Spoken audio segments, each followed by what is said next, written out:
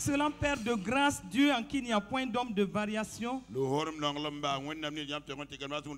te disons déjà merci pour tout ce que tu as fait déjà ce soir. Et nous te rendons grâce pour cette importante rencontre où tu vas encore impacter tes filles. Merci Seigneur, parce que ta bonne main est sur toute la rencontre. Merci pour tous ceux qui sont là ce soir et qui sont déjà bénis et qui repartiront bénis pour que ton nom soit glorifié, soit loué et soit béni dans le nom de Jésus-Christ de Nazareth. Je dis bien dans le nom de Jésus-Christ de Nazareth. Amen, amen. Amen, amen, amen. Nous parlons des femmes de destinée. Et si tu es là ce soir ici, c'est que tu es une femme de destinée. Tu as une destinée glorieuse. Une destinée qui va impacter ta famille. Une destinée qui va impacter ta société. Une destinée qui va impacter ton pays. Et c'est pourquoi je te dis ce soir, ne regarde pas à ce par quoi tu passes. Je ne sais même pas dans quelles conditions tu es venu à cette conférence. Je ne sais pas quelles sont tes difficultés. Je ne sais pas ce par quoi tu passes. Quelles sont tes luttes. Je n'en sais rien. Mais ce que je vais te dire, c'est que c'est pas fini d'un. C'est pas fini d'un. Ça ne peut pas finir ainsi. Je suis en train de dire à quelqu'un ce soir que ton Seigneur te voit. Je suis en train de dire à quelqu'un ce soir que quelle que soit la situation par laquelle tu passes, et même si tu étais couché à terre, tu vas dire comme Michée, dans Michée 7 verset 8, que si je suis couché à terre, mon ennemi, ne te réjouis pas, car d'ici là, je me relèverai. Si je suis dans l'obscurité, l'Éternel sera ma lumière. Et c'est ce qui sera votre partage à cette conférence au nom de Jésus.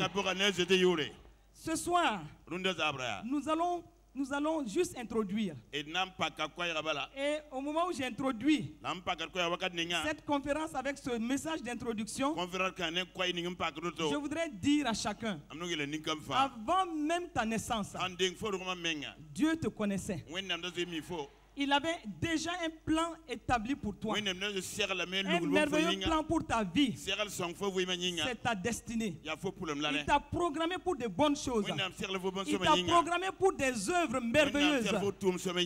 Et la réalisation de ce glorieux projet de Dieu n'est pas hors de ta portée. Quelles que soient tes origines, quel que soit ton passé, quelles que soient les situations ou les défis par lesquels tu passes, les défis qui se dressent devant toi, je vais tout simplement te dire qu'il y a la destinée pour toi et ça sera accompli. Mais pour y arriver, il y a toutes les faits. Il y a des étapes, il y a des principes, il y a des lois. Il faut découvrir ces lois et les appliquer. Et c'est pourquoi ce soir, et au moment où nous commençons, je voudrais profiter de l'occasion pour vous présenter un livre qui vient juste de sortir pour cette conférence et qui s'appelle Femme, tu as une destinée. Femme, tu as une destinée. Et ce livre, l'impression est finie aujourd'hui seulement. Donc, dans ce livre-là, vous verrez toutes les femmes qui ont inscrit leur nom dans le panthéon des femmes de destinée. Dans la parole de Dieu. Et des femmes qui, au départ, par rapport à tout ce qu'elles vivaient, personne ne pouvait parier que ces femmes-là allaient réaliser leur destinée. Personne ne pouvait dire, les voyant dans leurs conditions, que quelque chose de bon pouvait sortir d'elles. Quand on les voyait dans les situations difficiles, partout était bloqué. Mais Dieu les a fait sortir. Parce que ta destinée doit s'accomplir. Et Dieu met tout en œuvre pour que ta destinée s'accomplisse absolument. absolument. Et c'est pourquoi quand nous pensons à Rahab la prostituée, comment pouvait-on croire qu'entouré par les murs de Jéricho, des murailles solides, comment pouvait-on croire pour que la destinée de cette prostituée se réalise, parce que Dieu avait déjà prévu un plan pour sa vie. Pour qu'elle réalise cette destinée-là, Dieu est allé la déloger des murailles dans lesquelles elle se trouvait. Dieu a brisé les murailles et il l'a fait sortir pour que sa destinée puisse s'accomplir. Quand nous voyons Esther, cette jeune fille juive qui était déportée loin de son pays, qui était orpheline de père et de mère, adoptée par son cousin, qui était certainement dans des conditions difficiles. Au moment où Esther avait perdu ses parents, quand tout le monde s'apitoyait sur elle, quand tout le monde la regardait comme une qui ne pouvait pas aller loin, parce que nous savons comment les orphelines souvent sont traitées. Mais quand dans ces conditions-là, Dieu la regardait, Dieu savait qu'il y avait une destinée glorieuse pour elle. Dieu était en train d'écrire droit avec des lignes courbes l'amenant où il voulait, sur des sentiers tortueux. Dieu a sorti Esther de ses conditions socio-économiques. Il l'a sorti des conditions difficiles. Il l'a sorti de l'orphelinat pour la propulser comme une reine. Mais une reine qui va agir pour le royaume des cieux. Une reine qui va agir pour l'expansion du royaume des cieux. Quand nous prenons une autre femme, une femme comme Marie, c'était une impossibilité humaine. Une vierge qui va enfanter sans la semence d'un homme qui peut croire en ça. Et Ésaïe le prophète, quand il était en train de parler de ça, les gens le regardaient. Hey Ésaïe, tu as toujours dit la vérité. Mais cette fois-ci, nous sommes en droit de douter de ce que tu dis. Comment une vierge peut enfanter? Une qui n'a pas connu d'homme et sans une semence d'homme, comment elle peut sortir quelqu'un que toi tu dis fils de Dieu? Et face à cette impossibilité humaine, Dieu est venu avec sa possibilité. Il est venu par le Saint-Esprit déposer la sémence divine. Et le Fils de Dieu est né de Marie. Le Fils de Dieu est né de Marie. Et ce soir, nous allons parler d'une autre qui, dès le départ, tout était bloqué. Quand on regardait à la vie de celle-ci, personne ne pouvait parier que cette femme-là pouvait jouer un rôle dans le royaume des cieux. Quand on regardait à cette femme-là, blessée, meurtrie, émotionnellement à terre, tout était là pour dire que c'était une épave. Tout était là pour dire qu'il n'y a rien de bon à tirer de cette femme. Tout était là pour dire qu'elle est enfouie dans les fumiers. Au moment où elle était enfuie dans ces fumiers-là, Dieu du haut des cieux la voyait comme une libératrice. La voyait comme une qui allait libérer la Samarie. Et je vais parler ce soir de la femme samaritaine. Cette femme samaritaine dans Jean 4. Quand je médite sur ce passage-là, je trouve que c'est époustouflant. Voici cette femme-là que Dieu a programmée. Voici cette femme-là dans ses difficultés. Une femme divorcée 5 fois. Et l'homme avec lequel elle vivait n'était même pas son mari. Voici cette femme-là qui était meurtrie, émotionnellement blessée. Il n'y avait rien à tirer de sa vie. Une femme rejetée. Une femme dans l'opprobre. Une femme qui était comme une épave de la société. Et cette femme-là, voici une qui était programmée par le ciel pour jouer un rôle pour l'expansion du royaume. Et la parole de Dieu nous dit dans Jean 4 que Jésus quitta la Judée au verset 3 et qu'il retourna en Galilée. Et comme il retourna en Galilée, il fallait qu'il passât par la Samarie. Il fallait qu'il passât par la Samarie. Ça veut dire quoi? Ça veut dire donc que c'était comme incontournable pour lui. Mais dans ce côté incontournable, Dieu avait un programme de libération de quelqu'un. Au moment où tout semblait dire, il fallait qu'il passât par la Samarie. En ce moment-là, Dieu avait déjà parlé à son fils. Il avait déjà dit ce qu'il fallait faire ce jour-là. Et donc il est dit au verset 5 qu'il arriva dans une ville de Samarie nommée Sichar, près du champ de Jacob, près du champ que Jacob avait donné à Joseph son fils. Au verset 6 il est dit, là se trouvait le puits de Jacob. Jésus, fatigué du voyage, était assis au bord du puits. C'était la 6e heure. Et voici une femme de Samarie va venir pour puiser de l'eau. Elle vient pour puiser de l'eau. Regardez, généralement, ce que nous savons, c'est que ce n'est pas à la 6e heure. Et je crois que les femmes partent puiser de l'eau. Généralement, en tout cas, elles vont partir soit le matin ou le soir pour puiser de l'eau.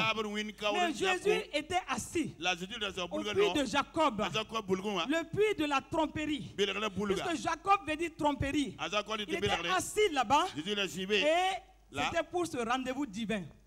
C'était pour ce rendez-vous parce que quelque chose devait se passer. Une surprise agréable était pour une femme ce jour-là. Et c'est pourquoi je déclare que parce que tu es venu à cette conférence-là, une surprise agréable est pour toi. Et tu ne repartiras pas tel que tu es venu. Tu ne repartiras pas avec tes problèmes. Tu ne repartiras pas avec tes soucis. Je ne sais pas par quoi tu passes. Je ne sais pas quelles sont tes conditions. Je ne sais pas ce que les hommes ont dit de toi. Je ne sais même pas ce que toi-même tu penses de toi. La Samaritaine savait humainement qu'il n'y avait rien à tirer d'elle. Et c'est pourquoi elle a pris sa cruche. Et à la 6e heure, la voilà en train de partir au puits de la tromperie. Et c'est dans ce puits-là qu'elle elle partait puiser de l'eau. Et Sichar veut dire à la ville de l'ivresse. Sichar veut dire ivresse. C'est ivresse de quoi? Ce qui est sûr, ivresse, ce n'est pas positif. Ivresse, ça peut être ivresse de l'alcool. Ça peut être ivresse des choses mondaines. Ivresse des choses impures.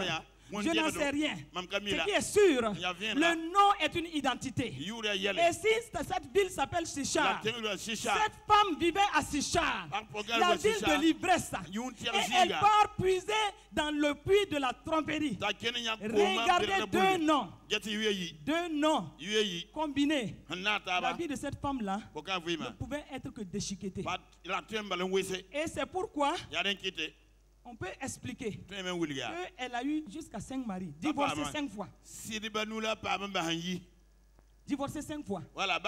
Et encore dans l'insécurité avec l'homme avec lequel elle vivait. Donc nous ne savons pas. Qu'est-ce que les gens disaient d'elle? Qu'est-ce que ses consoeurs disaient d'elle? Parce que vous savez aussi une chose. Ça aussi c'est notre défaut à nous. Nous, notre défaut, c'est qu'on aime critiquer. Quand on voit quelqu'un dans une situation, tu as entendu, tu as vu. Donc cette femme-là, peut-être qu'elle a trop entendu ça. Et on lui a jeté des paroles négatives. On l'a jugée, on l'a critiquée. Et elle était blessée. Elle était meurtrie. Et tout ce qui lui restait, c'était cette cruche-là. Cette cruche-là représentait sa vie. Cette cruche-là, dans cette cruche-là, il y avait ses blessures. Dans cette cruche-là, il y avait ses meurtrissures. Dans cette cruche-là, il y avait toutes ses humiliations. Il y avait la honte. Il y avait le manque de confiance en elle.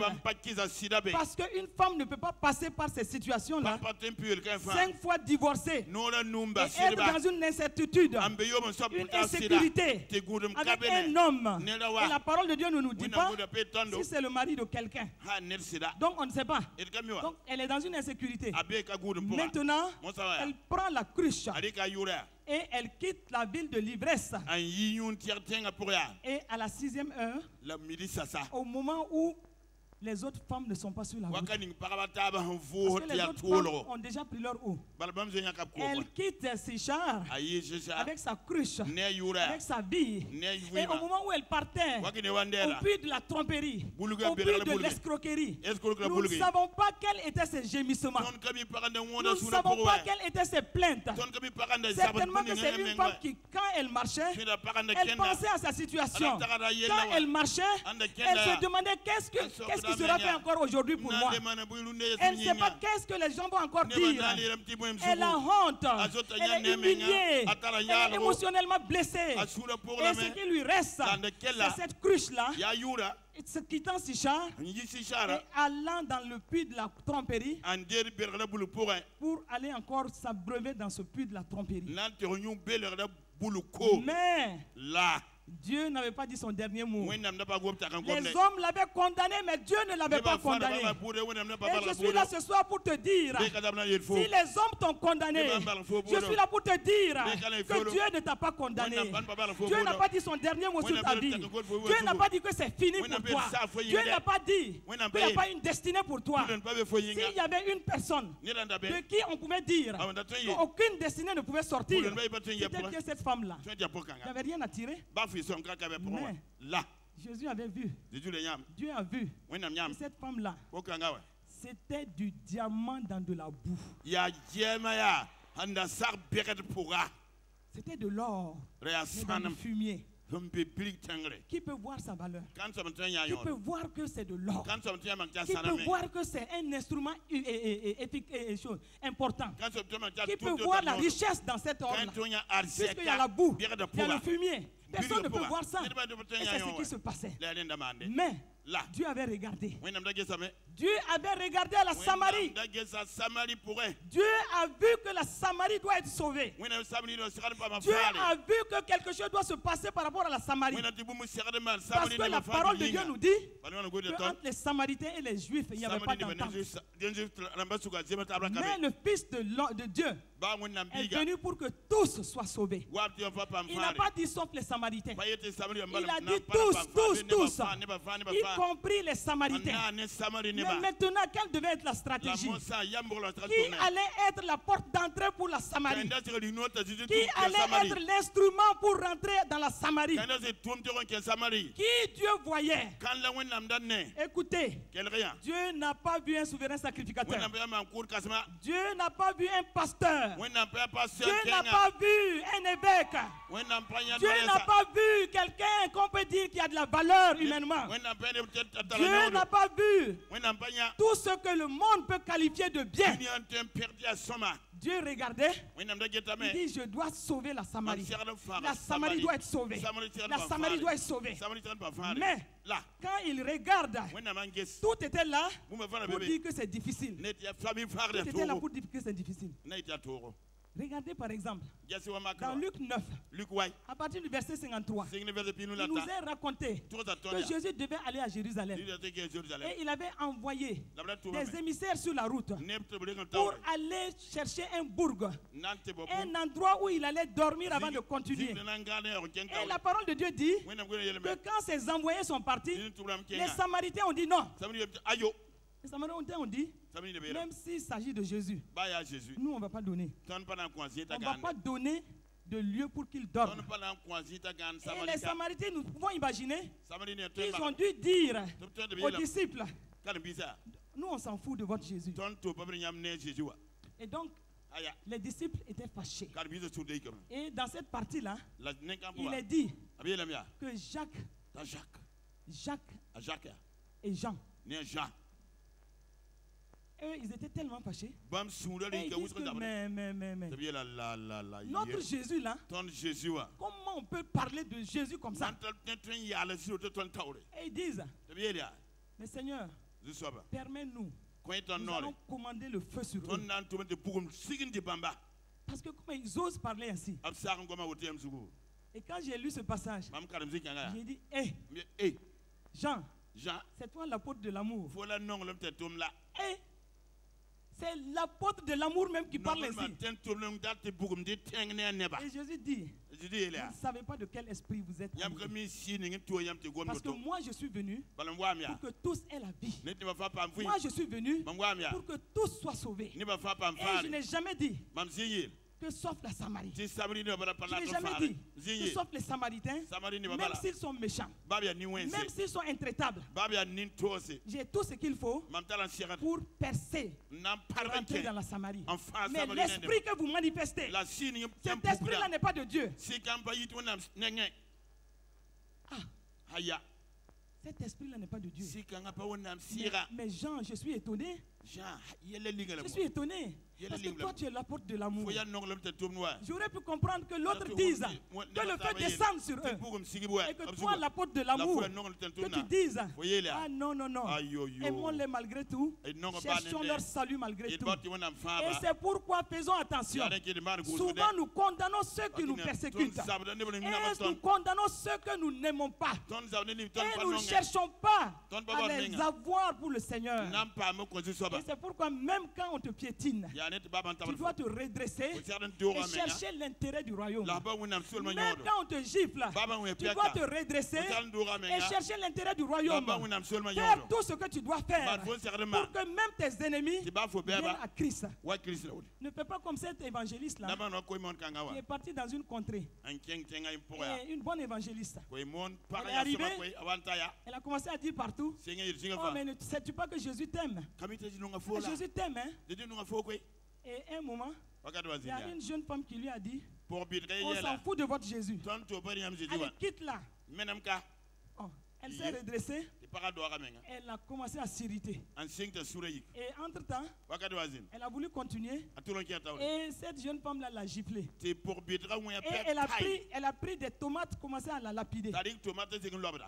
L'évangéliste a dit quoi? Si tu n'acceptes pas mon Jésus, je peux comprendre. Mais me gifler là, tu vas voir aujourd'hui de quoi je me choque. Maintenant, le temps de savoir. On ne sait pas qui évangélisait l'autre. Elle a attaché son pagne. Et c'était la bagarre. Et entre-temps, elle l'a amené à terre. Elle a mis son pied dessus. C'est une évangéliste. Est-ce que notre cœur répond au cœur de Dieu? Est-ce que malgré les persécutions, malgré tout ce qu'on nous fait, est-ce que nous sommes prêts à avancer pour que même nos ennemis soient sauvés? Nous devons être des stratèges ointes et équipés. L'onction, c'est l'amour. Si tu aimes, tu as l'onction. Si tu me dis à quel niveau est ton niveau d'amour, je te dirai à quel niveau tu es oint. Femme de destinée, nous devons être des stratèges ointes, des stratèges équipés, des stratèges remplis d'amour pour aller et porter du fruit et du fruit qui demeure. Voici donc, Dieu regarde et il dit, si je veux compter sur même ces disciples-là, ça risque d'être compliqué. Puisque eux, ils veulent même appeler le feu. Donc, qui va faire jouer ce rôle-là? Et Dieu du haut des cieux était en train de faire promener ses regards. Il était en train de regarder.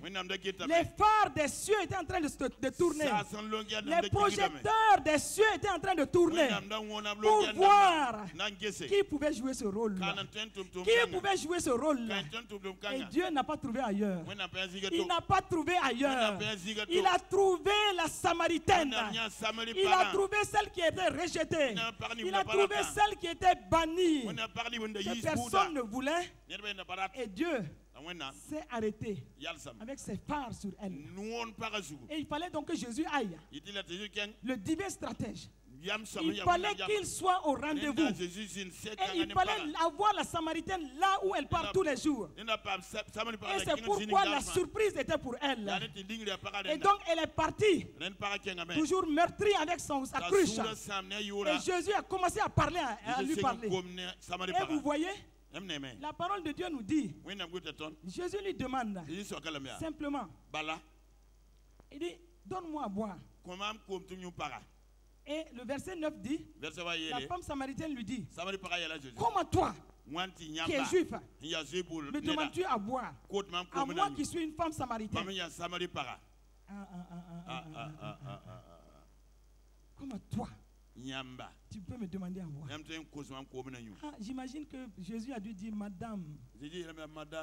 C'est pas arrivé là-haut. Je demande simplement à boire. Mais regardez, elle était bruyante. Elle était bruyante. Comme elle était bruyante. Mais en fait, le fait d'être bruyant là, ça exprimait l'état de son âme. Et souvent nous voyons des gens qui sont bruyants, qui sont facilement irritables. Quand ils parlent, c'est la bagarre. Comme cette femme là, c'était comme la bagarre. Demandez à quelqu'un à boire, est-ce que ça vaut le coup de réveiller les vieilles bagarres? Non. Jésus dit, mais c'est juste de l'eau que je veux. Mais Jésus savait ce qu'il fallait. Et Jésus, dans la patience, dans l'amour, dans la tempérance, manifestant le fruit de l'esprit, qui est l'amour, la paix, la joie, la bénignité, la tempérance, il a tenu ferme. La femme était bruyante. Et la parole de Dieu nous dit que Jésus lui dit, si tu connaissais le don de Dieu, et qui est celui qui te dit, donne-moi à boire, tu lui aurais toi-même demandé à boire. Et il t'aurait donné de l'eau vive. Il t'aurait donné de l'eau vive. Seigneur, lui dit la femme, regardez, quelque chose a commencé à se passer. Une révélation est tombée. Parce qu'au début, elle était bruyante. Maintenant, nous imaginons qu'elle a pu dire au début, Monsieur, pourquoi tu me demandes à boire? Parce qu'il y avait cette bagarre entre les Samaritains. Mais tout d'un coup, après les premières paroles de Jésus, elle dit, Seigneur, quelque chose commence à se passer. Quelque chose commence à se passer. Même pour toi ce soir, quelque chose commence à se passer. Quelque chose commence à se passer dans ta vie avec cette conférence. Avec cette cérémonie d'ouverture, quelque chose commence à se passer. Jésus lui dit, tu connaissais le don de Dieu. Et celui qui dit, donne-moi à boire, tu lui aurais toi-même demandé à boire, et il t'aurait donné de l'eau vive. De l'eau vive. La femme parlait dans le naturel. Elle parlait de l'eau naturelle. Et Jésus parlait de quelque chose de spirituel. Jésus parlait de l'eau vive. Et voici ce que la femme dit. Est-ce que tu es plus grand que notre père Jacob, qui nous a donné ce puits et qui en a bu lui-même, ainsi que ses fils et ses troupeaux? Voyez, la femme tout de suite, il a eu commencé à avoir une percée. Et les questions montrent qu'elle était en train de cerner quelque chose qui se passait. Et tout de suite, elle a vu que l'atmosphère commençait à changer. Les paroles là n'étaient plus des paroles naturelles. De l'eau vive, c'est quoi? Moi, je parle de l'eau naturelle. Toi, tu parles de l'eau vive. Mais qu'est-ce qui se passe, Jésus?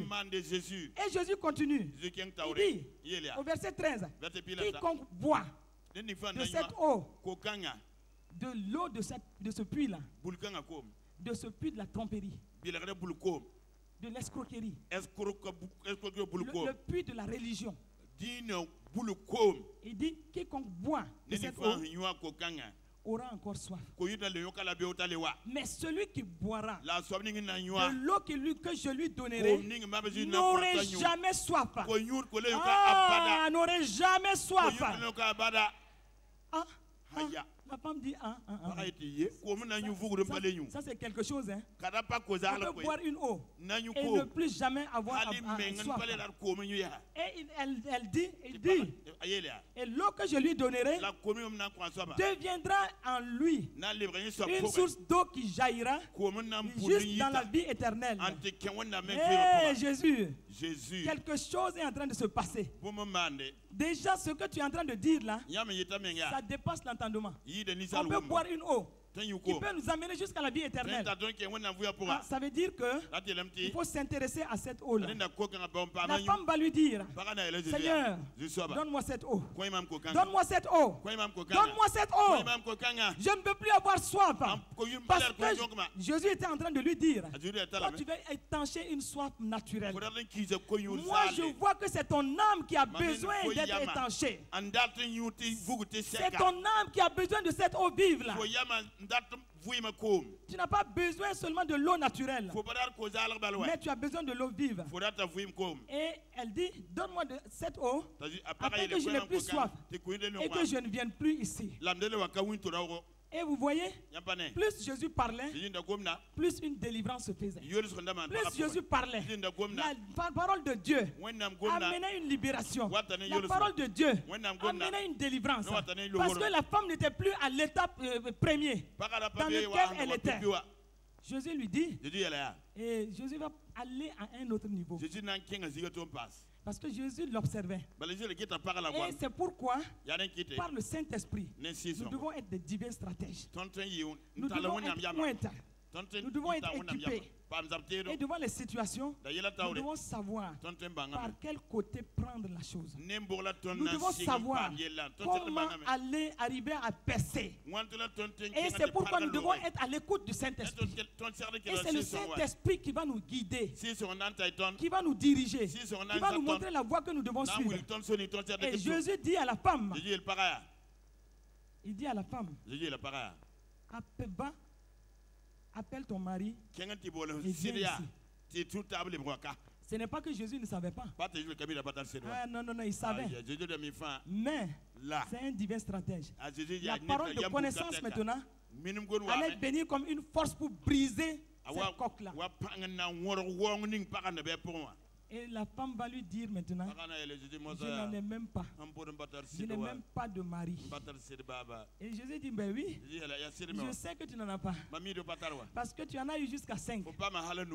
Et celui que tu as maintenant n'est même pas ton mari.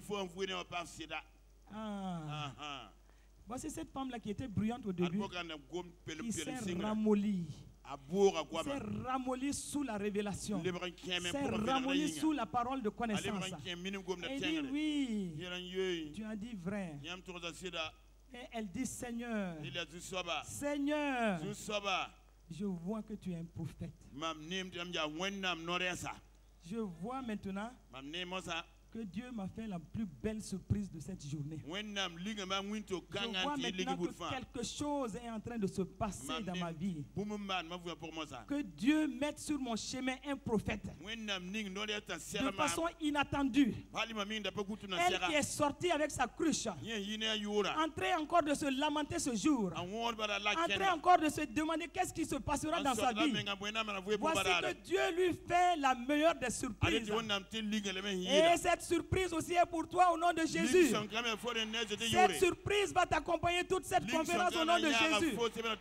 Tu ne sortiras pas de cette conférence telle que tu es venu. Tu sortiras avec des révélations qui vont te propulser dans une autre dimension. Tu seras propulsé, catapulté dans une autre dimension. Et elle dit, nos pères ont adoré sur cette montagne. Et vous vous dites que le lieu où il faut adorer est à Jérusalem.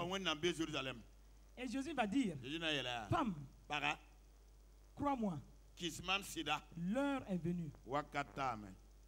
L'heure vient. Ce n'est ni sur cette montagne, ni à Jérusalem que vous adorerez le Père. Vous adorez ce que vous ne connaissez pas. Nous adorons ce que nous connaissons. Et Jésus va lui dire, il va lui annoncer, dans Jean 4, 22, le salut vient des Juifs. Le salut vient des Juifs. Et ça, nous devons le comprendre. Quelle révélation Jésus faisait. Et Jésus va aller plus loin dans la révélation. Et ce qui est étonnant, ce qui est époustouflant, c'est que les meilleures des révélations. Jésus ne les a pas faites aux souverains, à des hauts placés dans le clergé. Non. Il n'a pas vu des évêques, des pasteurs, des prêtres à qui il a fait ces révélations. Et nous allons nous rendre compte dans cette partie-là que Jésus a donné la crème des révélations à cette Samaritaine. Qu'est-ce qui explique ça? Je suis en train de te dire, je ne sais pas dans quelle situation tu es. Je suis en train de te dire que Jésus te voit dans ta souffrance. Jésus te voit dans tes larmes. Jésus te voit dans tes lamentations. Jésus te voit.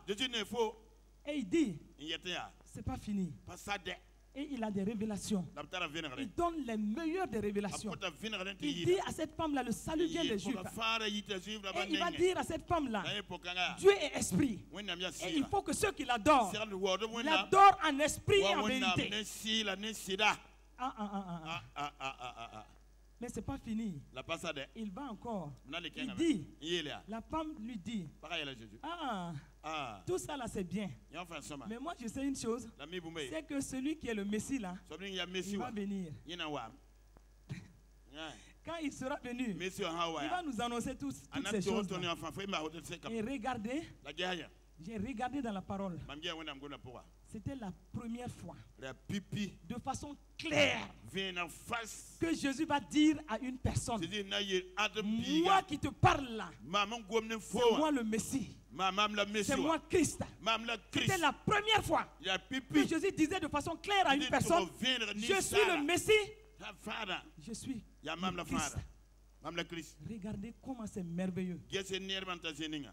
Et tout ça, vous savez, quand ces paroles sortaient, plus Jésus parle, plus la délivrance se fait. Plus Jésus parle, plus la délivrance se fait.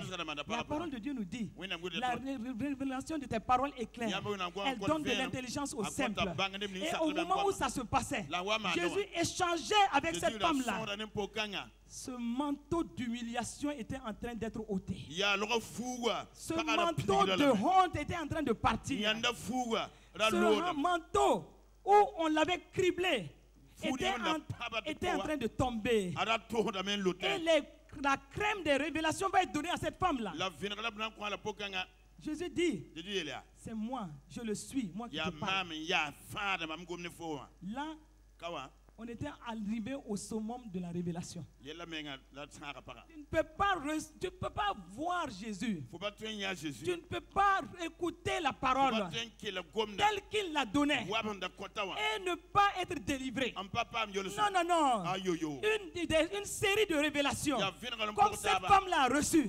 Cette femme ne pouvait que être délivrée. Cette femme ne pouvait qu'être relevée.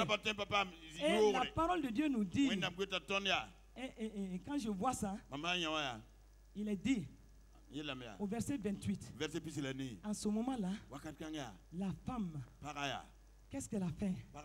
Elle a déposé la cruche. Elle a déposé sa vie blessée. Elle a déposé ses meurtrissures. Et il est dit qu'elle a déposé sa cruche. Au moment où elle déposait cette cruche-là, elle était en train de faire une révérence à Jésus. Elle était en train de faire allégeance à Jésus. Elle était en train de reconnaître Jésus. Elle était en train de dire, oui, j'accepte tout ce que tu as fait dans ma vie. Et c'est ce qui va se passer dans ta vie. Et l'humilité l'a amené à reconnaître, à faire allégeance. Et elle a pris cette cruche-là. Elle a déposé sa vie blessée. Elle l'a déposée au pied du maître. Sa vie meurtrie. Elle l'a déposée au pied du maître. Et la parole de Dieu ne nous dit pas, dans tout le Jean 4, il n'est pas dit qu'elle a repris cette cruche-là. Non. Elle a déposé. Et au moment où elle se relevait, moi je crois qu'il y avait un phénomène profondément spirituel qui se passait. Parce que Jésus l'a vu faire révérence. Et au moment où elle s'est accroupie, au moment où elle a déposé la cruche, En ce moment-là, au moment où elle se relevait, il y avait un manteau d'évangéliste qui se mettait sur elle. Au moment où elle se relevait, il y avait une onction qui était déposée sur elle. Et quand elle s'est relevée, il y avait le manteau d'onction qui était sur elle. Le manteau d'évangéliste qui était sur elle. Et quand tu reçois le manteau d'évangéliste, tu n'as pas besoin de toutes ces écoles qui apprennent aux gens comment évangéliser. Non, non, non. Les écoles qui apprennent quelle est la mission, comment aller évangéliser. Non, elle n'a pas eu besoin de ça. Dès qu'elle s'est relevée, voici une qui est devenue une crieuse publique. Moi, j'imagine qu'elle est partie d'abord de porte en porte. Venez voir, venez voir. Venez voir. Et certainement qu'elle est allée dans un lieu public. Elle criait, venez, venez. Voir quelqu'un qui m'a dit tout ce que j'ai fait. Et puis, regardez, elle était ointe, elle était équipée. Et elle était devenue subitement une stratège. Parce qu'elle n'est pas allée dire aux gens, c'est le Messie, c'est le Messie. Elle a dit, ne serait-ce pas le Messie? Regardez l'intelligence de cette femme-là. Ne serait-ce pas le Messie? Et voici, elle a pu drainer tout le monde derrière elle. Voici, elle est sortie avec la ville derrière elle pour venir vers Jésus. La ville va être sauvée par elle. Donc Dieu a trouvé en elle cette porte-là pour l'évangélisation. Dieu a trouvé en elle cette porte-là par laquelle la Samarie devait être sauvée. Et voici, à partir de là, les disciples vont venir. Quand ils sont venus, et ils ont quitté, ils sont venus de la ville.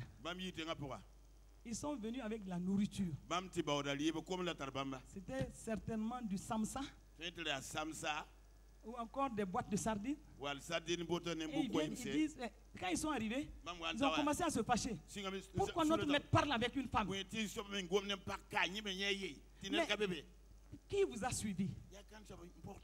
Mais cette femme-là, voici tous ceux qui l'ont suivi. Et donc, voici, il est dit que plusieurs Samaritains, au verset 39, de cette ville ont cru en Jésus à cause de cette déclaration formelle de la femme. Il dit, et il m'a dit tout ce que j'ai fait.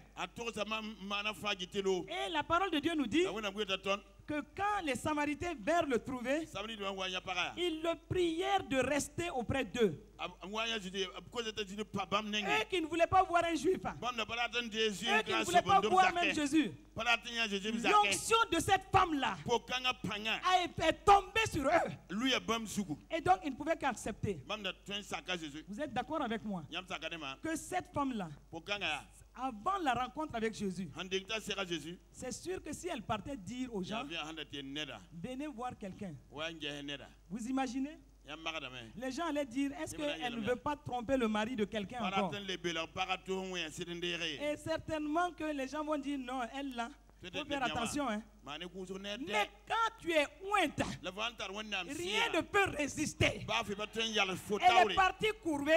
Elle est revenue redressée. Et il y avait l'onction sur elle pour amener les gens pour le salut. Je suis en train de dire ce soir, femme de destinée, stratège ointe, stratège équipée pour l'expansion du royaume. Pendant cette semaine-là, soyons attentifs à ce que le Seigneur va nous dire. Pendant cette semaine-là, ouvrons nos cœurs. Parce que ce que le Seigneur veut faire dans nos vies, il va le faire. Ce que la grâce de Dieu va faire dans nos vies, il va le faire.